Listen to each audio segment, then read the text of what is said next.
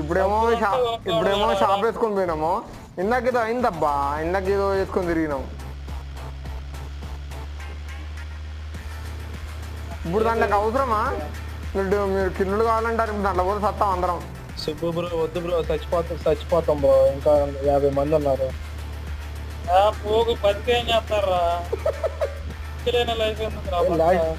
Last దాకా ఉందాం. Chicken dinner వచ్చింది, కిల్స్ వస్తాయి. ఇందాక లివిక్ లా కార్ ఉంటది కదా, స్పాన్ అయిన కార్ వేసుకొని తిరిగినా.